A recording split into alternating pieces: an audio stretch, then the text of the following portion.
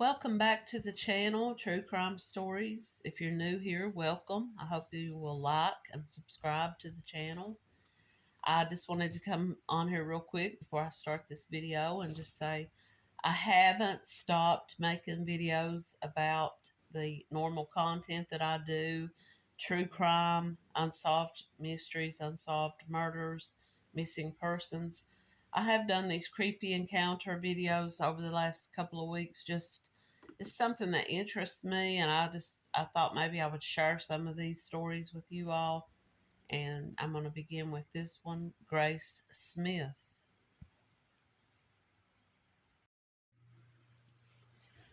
Grace Smith was 35 when she went missing from Gallipolis Ferry, West Virginia.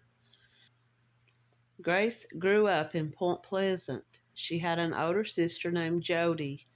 The two also had another sister, but she had sadly passed away in 2022. The three sisters were very close as children, but Jody and Grace grew apart when they were adults due to different lifestyles. It seems that Grace was very close with her family. She would be in contact with her mother every 2 to 3 days. Grace had a 10-year-old daughter and a 17-year-old son from her first relationship. Grace was homeless at the time that she disappeared, and she was living out of her car. After a talk with her family, a woman agrees to go to rehab. 2 days later, her car is found parked and abandoned in a wildlife reserve. Where is Grace Smith? Grace had struggled with drug addiction for at least a decade. She had allegedly got addicted during her first marriage. In the last year or two before she went missing, life had become particularly difficult for her. She ended up separating from her husband, and she was hanging around with the wrong group of people, says her family. And she didn't even feel safe. She carried a knife at all times, but she said that she didn't feel safe. According to Jody, Grace didn't know a stranger, and she would start a conversation with just anyone. Grace was last seen on February 23rd at the home of her parents on 3 Mile Road. She visited every few days to take a shower and do her laundry. She called her sister Jody, and she told her parents that she was going to go to rehab. And it's noted by Jody that her father was a bit forceful about it. He painted it more like she didn't have a choice. Grace ultimately agreed to go, but she did seem a bit reluctant.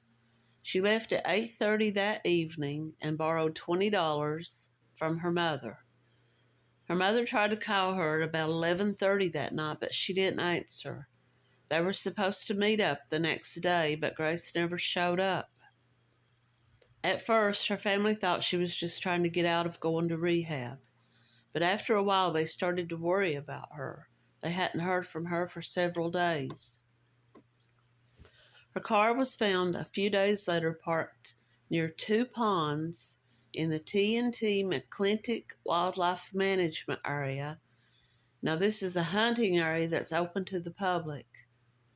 The car keys were laying on the hood of the car, and her belongings, except for her cell phone and some thawed-out groceries and her purse, were all still inside the car. It's believed that the car was placed there between 11 a.m. and 3 p.m. on the 25th. After the discovery of the car was moved to a nearby.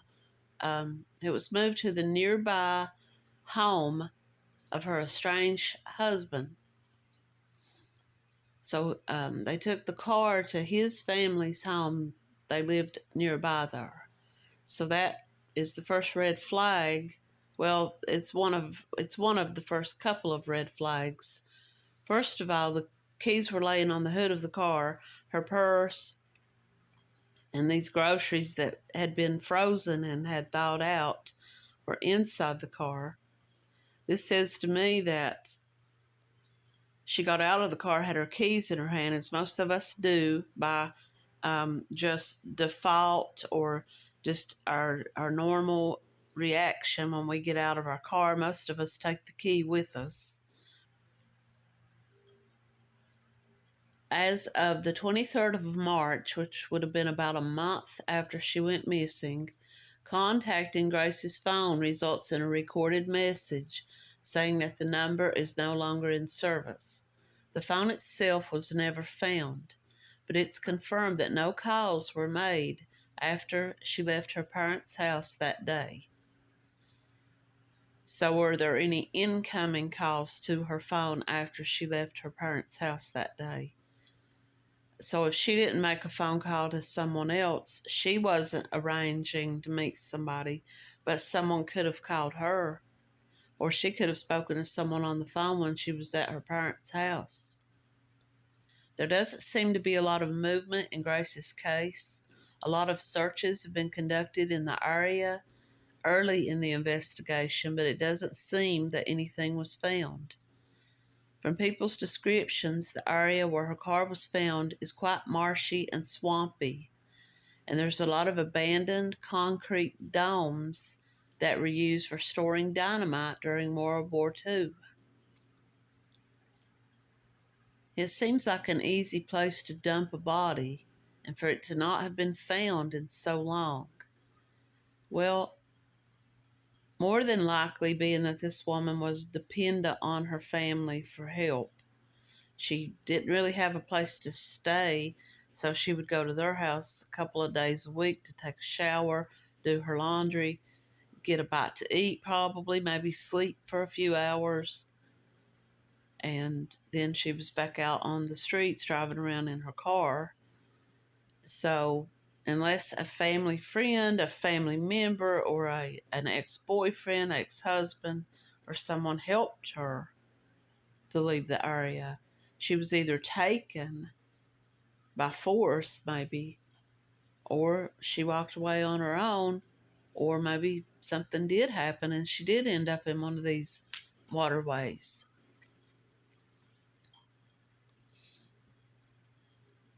Grace's case is investigated as a homicide.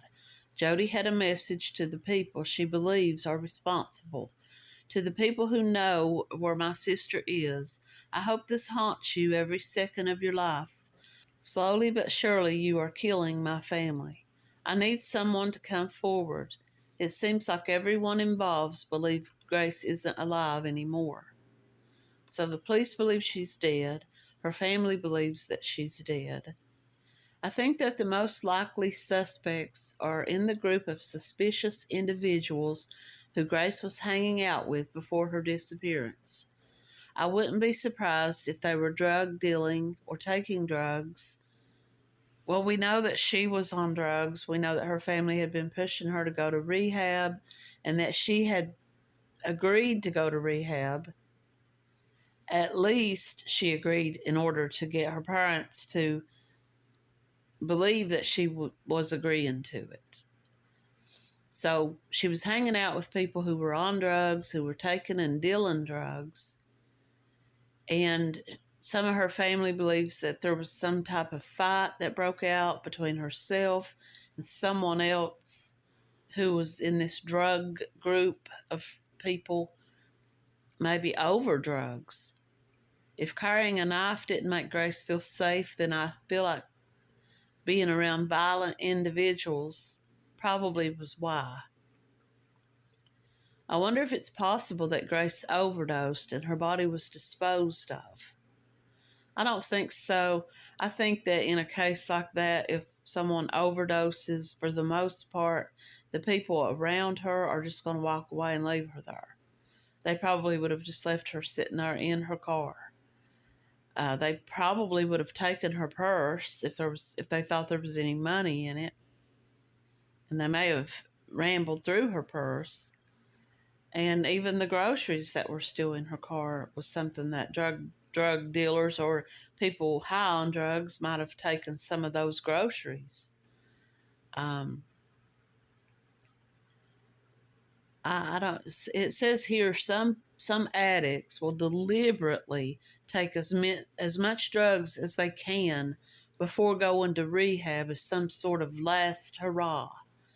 So she knew she was going to go to rehab. Her dad had told her, "You either go or don't come back around here anymore." Um, so maybe she went out to get really high to have a really good one last, send off before going to rehab.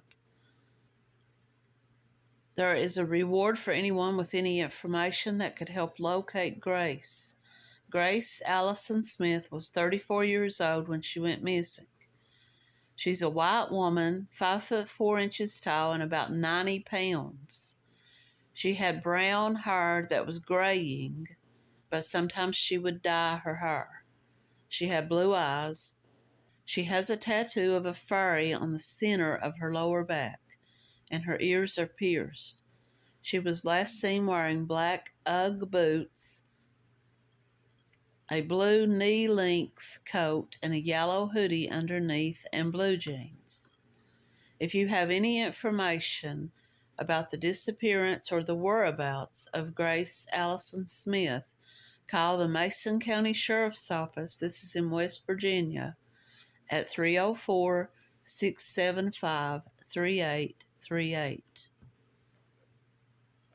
Personally, it sounds to me like possibly her car was driven there.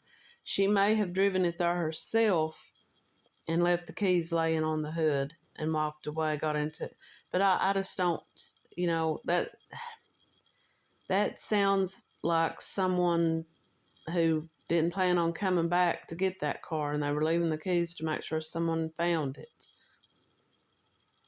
I believe someone else drove the car there after she was, and she may have been disposed of in that area somewhere. But now, this area where this woman's car was found, and there are people who really fully believe this, this part of this story is possibility that something more unknown, more unseen force of nature occurred here that happened to this woman.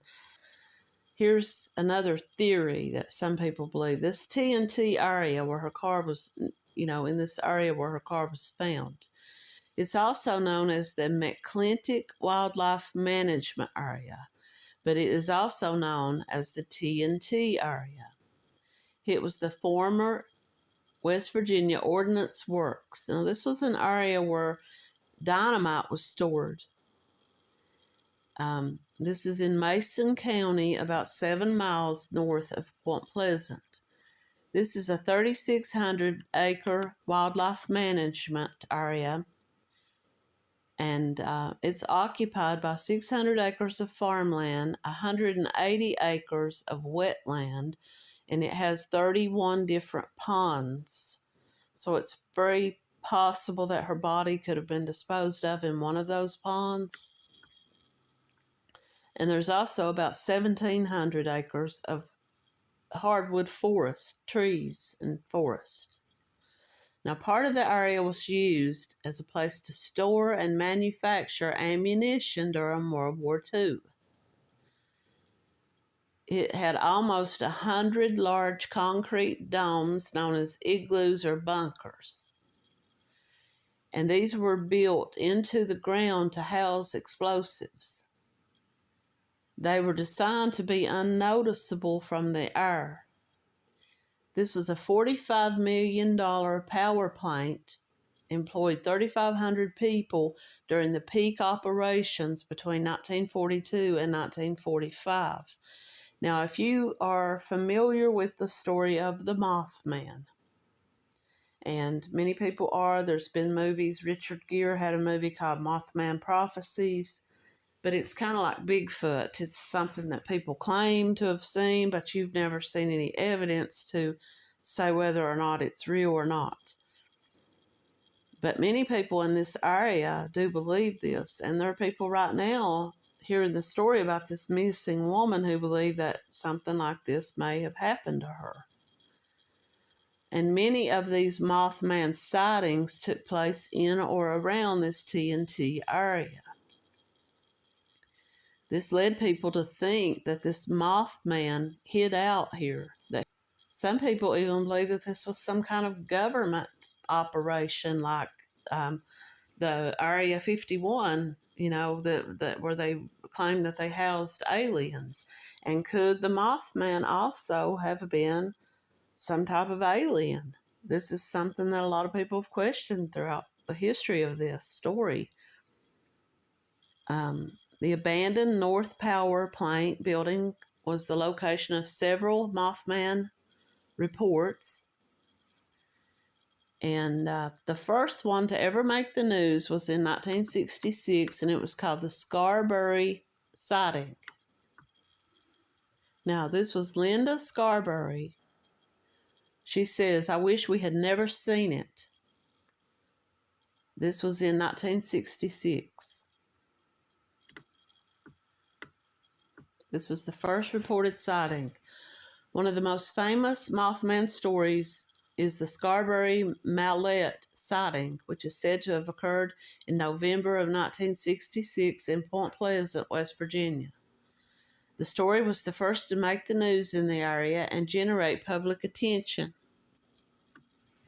When they got there to the abandoned TNT area, they suddenly saw two large red eyes being reflected in the light of their headlights.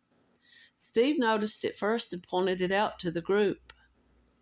That is when they all were said to have noticed the glowing eyes. There was a strange creature up ahead. They claimed to have seen a gray, man-like figure with wings go around the corner at the old power plant. They said that the creature didn't run, but kind of wobbled.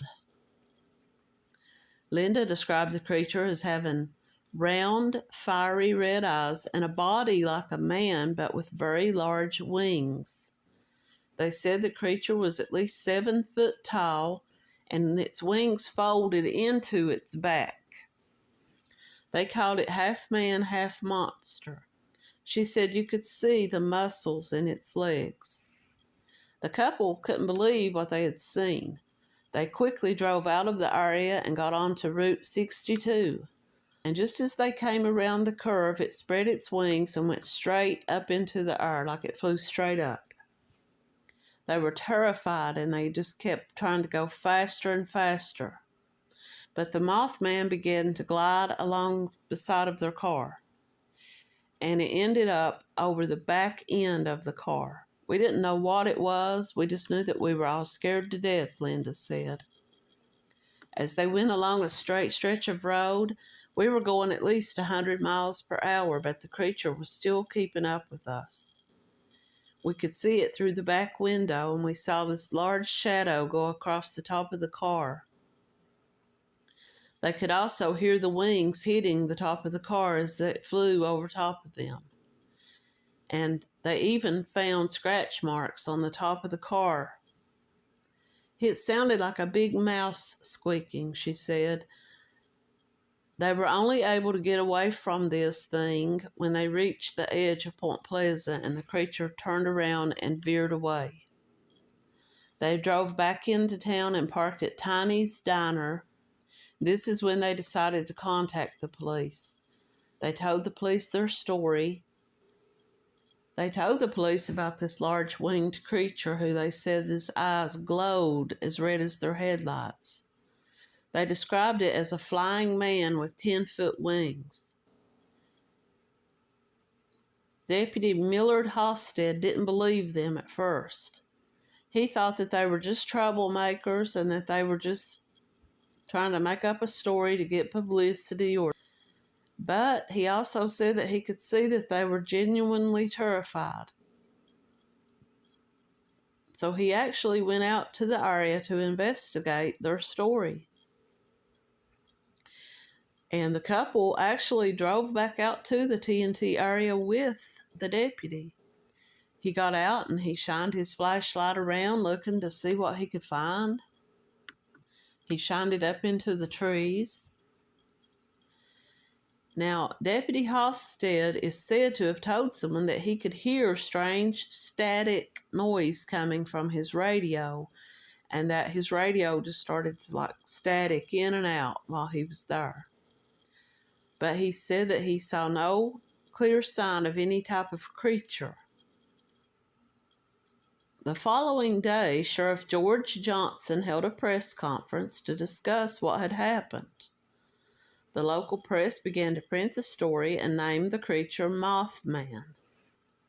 One of these people told the newspaper, "We understand that people are laughing at us, but we didn't make this up."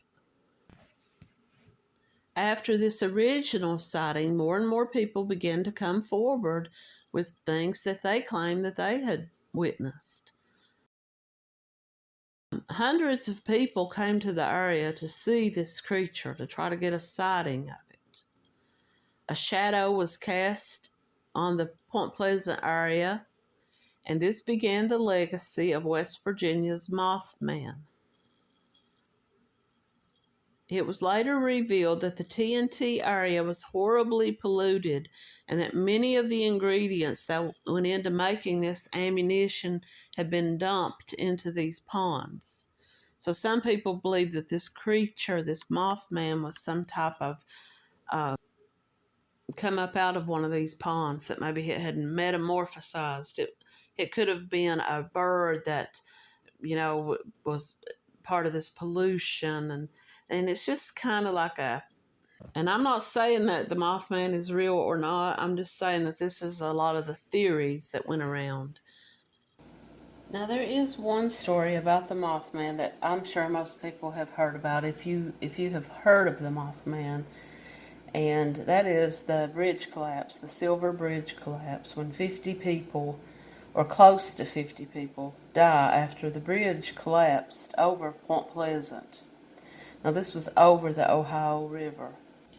That when this bridge collapsed, people started reporting having seen the Mothman, and some people claim to have seen the Mothman on top of the bridge shortly before it collapsed.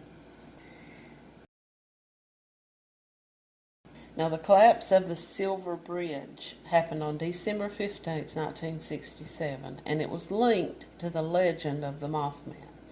But some people believe that once this happened and so much tragedy was taking place, that people began to report having seen the Mothman, and that's where the story kind of swayed back to. There are so many stories about the Mothman. During this time, 1966, 1967, there were literally hundreds of people come forward with stories of seeing this strange creature.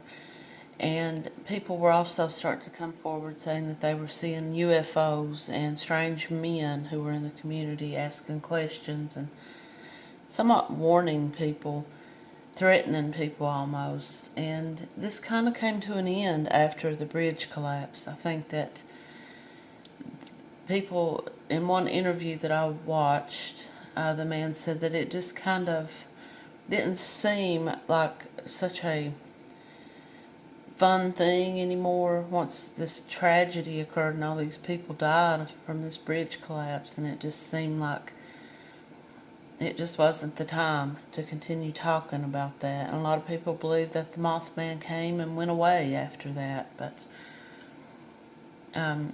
I could go into a lot of these stories. I'm not going to. I didn't come here to make a video about Mothman, but I bring it up simply because the area where this all took place is the same area where this young woman went missing. And I just wonder if they had surveillance cameras up around the road going in and out of that wildlife area. The fact that her phone never pinged, the fact that her phone was never used again, tells me that the phone went away when she did. I personally believe that she went there to meet somebody. It doesn't seem like the kind of place. It seems kind of like a spooky type of place that a woman wouldn't go to alone. But keep in mind, Grace was not in her right mind with the drugs and probably not really wanting to go to rehab, but going along with what her family was asking of her. And she may not have been thinking clearly, and she may have went there and ended up meeting up with the wrong person. I also have to ask the question about her ex-husband, her estranged husband. They said that the car was taken to his home because he lived not too far from there. So why was the car taken to his home before the car was checked over by the police? Was the car ever really, tested for blood or any forensics or anything like that? And what was the relationship between him and her? Is it possible that she had reached out to him? Did he have custody of their child and she reached out maybe wanting to see the child and an argument happened? I don't know, but Grace Smith is a missing person. And all this stuff about Mothman and all these stories, it just all ties into that location. On May 17th, 2010, an underground storage bunker was filled with ammunition exploded. Empty barrels and metal storage boxes were thrown everywhere, some landing as far as 100 feet away in the nearby swamp. The steel doors were thrown off, and the ceiling, which was built from 6 inches of concrete, lifted up and then caved back in. The bunker contained up to 20,000 pounds of military-issued gunpowder. West Virginia State Police and the federal authorities temporarily shut down the area later that year. So, when people in that area go missing, such as this young woman, a lot of people want to point the finger at Mothman, or maybe other people who are out there trying to protect secrets or protect something that they don't want anybody else to know still exists. I don't know. I just thought that I would include this little part of the story because this woman goes out there, her car is found, she still had groceries in her car, her keys. It looked as though she just pulled into the parking lot, got out of her car, and disappeared. And a lot of people believe she had somebody pick her up because she didn't want to go to rehab, and that she's alive out there in the world somewhere. And others believe something more sinister could have happened to her, or maybe even at the hands of people trying to cover something up. Maybe she wandered upon something she shouldn't have. Maybe she tried to walk her way out of there, leaving her car and things behind, and stumbled out into these swamps and, succumbed to the elements. I think a lot of people, and there's documentaries and stuff out there about this, believe that someone was trying to destroy something. They were trying to destroy some kind of evidence. There were too many people coming around that area. After all these Mothman sightings occurred, people were coming from all over. And the people of the Point Pleasant area, they kind of adopted Mothman and started to protect him from all these outsiders. People were coming, the locals, when these sightings were first announced, and there's stories about this that go back. Some people believe this story goes all the way back to the 1700s, involving a curse that was put on the town by an Indian chief. And I'll try to find some links to some of these stories and put them in the comments. But a lot of people believe that Mothman kind of became one of their own in a way, and people started to feel sorry for him. And I saw a lot of people on some of the documentaries say, and one woman said that she had an encounter and that she believed that he was trying to communicate to her and that he was very sad. And a lot of people believe he was some type of an alien that had been accidentally left behind, and that he was in this strange place and all these people, and that he was just curious. and the people started to flock once again into the Point Pleasant area. And it became an area, and it still is to this day, where they have statues and people come for festivals and just different things going on in that area. Now, prior to the bridge collapse, there was numerous reports of a large winged creature with glowing red eyes having been seen in the area. The National Transportation Safety Board concluded the investigation into the collapse of the bridge as structural failure. The legend and the collapse of the Silver Bridge have become deeply intertwined in local folklore and pop culture. It has inspired books, documentaries, films, and even songs. Now, whether or not you believe any of the stories about Mothman or not, none of them have anything whatsoever that I know of to do with the disappearance of Grace Smith. But it's the location, this TNT area. You just wouldn't think that that would be the kind of place where a young woman would go to alone. And I don't know that Grace Smith was ever really there. I think it's very possible that something happened to her between the time she left her parents and, like people said, a lot of people, when they're getting ready to go to rehab, will try to have one last party. And maybe she went to try to buy drugs from somebody and got mixed up in something, and something happened to her. Maybe she overdosed. Maybe someone killed her.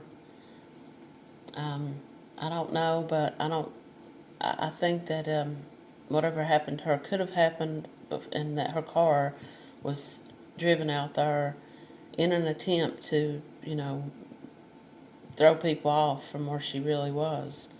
But it's also possible that her body could be out there in one of those swamps and ponds. And I hope that one day her family gets some answers and gets closure to whatever happened to Grace Smith.